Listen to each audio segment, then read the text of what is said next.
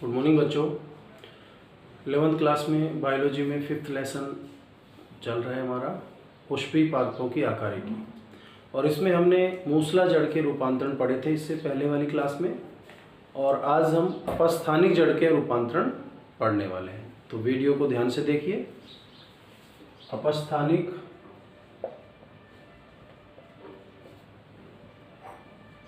मूल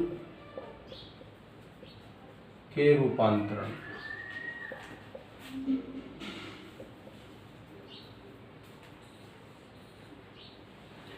अपस्थानिक मूल का जो पहला रूपांतरण है वो है कंदीय मूल।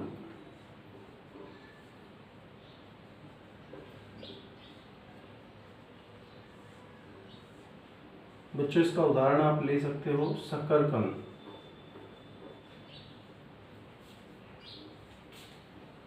जो शकरकंद आपको बोलते हो, शकरकंद ना होकर शकरकंद होता है। कंद यानी कि भूमिगत भाग हो गया जड़ का। तो इसमें क्या होता है कि इस प्रकार की जड़ में जो अपस्थानिक जड़ें होती हैं वो रेशे के समान होती हैं इस तरह से, और इन जड़ों के जो अंतिम सिरे हैं वो भोजन संचित करके फूल जाते हैं। यानी कि ये जो रूपांतरण हो रहा है वो किस लिए हो रहा है? भोजन संचय हेतु। यानी भोजन संचित करके ये जो जड़ें हैं इनके किनारे फूल जाते हैं और इस तरह की संरचना बन जाती है। इसको बोलते हैं कंदीय मूल। इसका जो उदाहरण है वो है शकरकंद। अगला जो रूपांतरण है वो है पर्णिल मूल।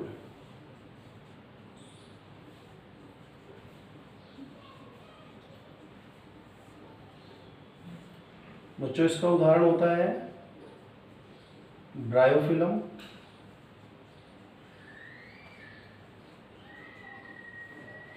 इसकी जो पत्ती होती है ब्रायोफिलम की वो मोटी और गूदेदार पत्ती होती है। मोटी गूदेदार पत्ती होती है, और इसी पत्ती से क्या होता है, कलिकाएं निकलती हैं ऊपर की तरफ तो, और नीचे की तरफ जड़ें निकलती हैं। ये जड़ें निकलती हैं और ये कलिकाएं निकलती हैं।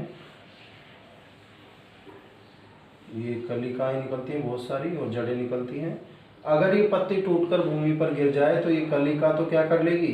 नया पौधा का निर्माण कर लेगी। यानी कि ये जो जनन हो रहा है, जड़ें हैं भूमि में चली जाएंगी और यहाँ पर नया पौधा बना सकती है। यानी हम कह सकते हैं कि इस प्रकार का जो जनन है वो कायिक जनन के लिए किया जाता है। नया पौधा बनाने के लिए इस प्रकार का जनन किया जाता है। तो ये दूसरा रूपांतरण हो गया इसका, पर्णिल मूल।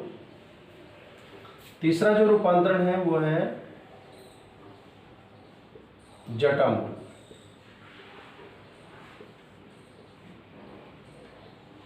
उदाहरण गन्ना। गन्ने के पौधे में आपने देखा होगा बच्चों कि ये गन्ने का तना है,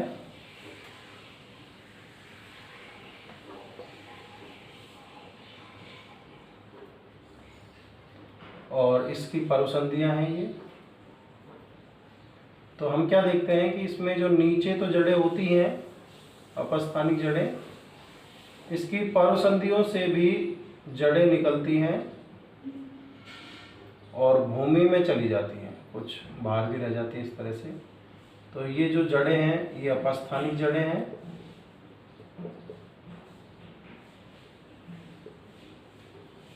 जो इस पौधे को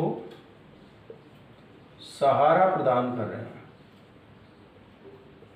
पौधे को भूमि में स्थिर रखने के लिए, ताकि ये पौधा गिर नहीं जाए, उसको सहारा प्रदान कर रही है। तो सहारा प्रदान करने के लिए भी जड़ें रूपांतरित होती हैं। अगला जो इसका रूपांतरण देखें, अब स्तंभ मूल। इसका उदाहरण है बरगद। बच्चों, बरगद का पेड़ आपने देखा होगा,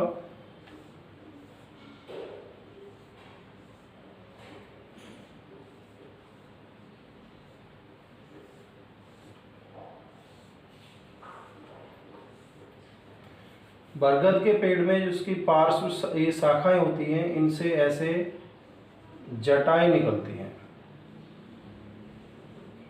ये जटाएं होती हैं, इनको अवस्तंभ मूल कहते हैं, इनको बोलते हैं अवस्तंभ।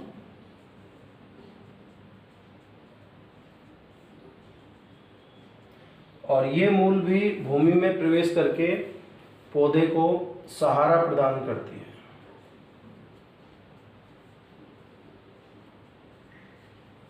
यानी पौधा जो है, पौधा ये वृक्ष जो है, इसको भूमि में खड़ा रहने के लिए इसको सहारा प्रदान करने का जो कार्य कर रही है वो ये अवस्तंभ मूल कर रही है। तो ये यहाँ पर सहारा प्रदान कर रही है, जैसे जटा मूल गन्ने में सहारा प्रदान करती है, बरगद में अवस्तंभ मूल सहारा प्रदान करती है। पर्णिल मूल जो ये मूल निकल रही है, पर्णिल मूल है, नया पौधा विकसित करने में सहायता करती हैं। और ये जो कंदीय मूल है, ये भोजन संचित करती है।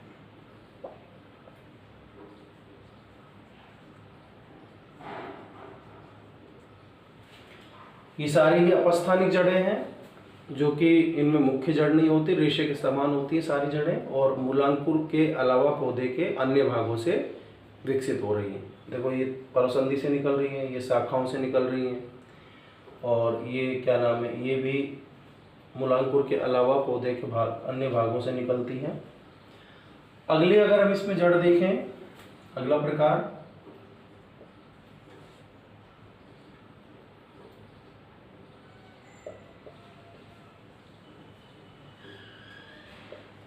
परजीवी मूल। इसका उदाहरण होता है अमरबेल। अमरबेल बच्चों, अमरबेल क्या है, ये दूसरे पौधों के ऊपर होती है। जैसे सपोज करो बरगद के ऊपर ये उगाई और इससे जड़ें निकलती हैं जो पोषक पदार्थों का चूषण करती है। यानी कि जो अमरबेल है ये दूसरे पौधों के ऊपर उगती है और इससे जड़ें निकलकर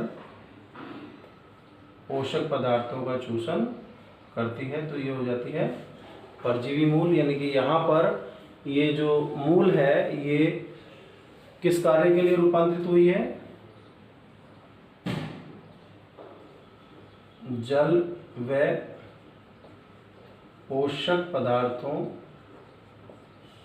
का चूषण करने के लिए। तो ये हो गई परजीवी मूल। ये जिस पौधे पर या जिस वृक्ष पर पाई जाती है उसको ये नुकसान पहुंचाती है, इसलिए इसको परजीवी बोल रहे हैं।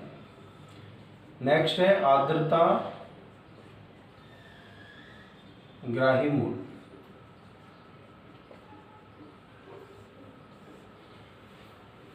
इसका उदाहरण है वेंडा। अच्छा, ये जड़ें भी जो है ये पौधे के वायवीय भागों में पाई जाती है। ये पौधे दूसरे पौधों पर उगते हैं या फिर कहीं भी किसी इमारत पर उगाते हैं। यानी कि ये अधिपादक होते हैं, जो दूसरे पादपों पर उगते हैं उनको बोलते हैं अधिपादक। और ये इनसे भी जो इनकी पर्वसंधि है उनसे अपस्थानिक जड़ें निकलती हैं जो कि वातावरण से नमी का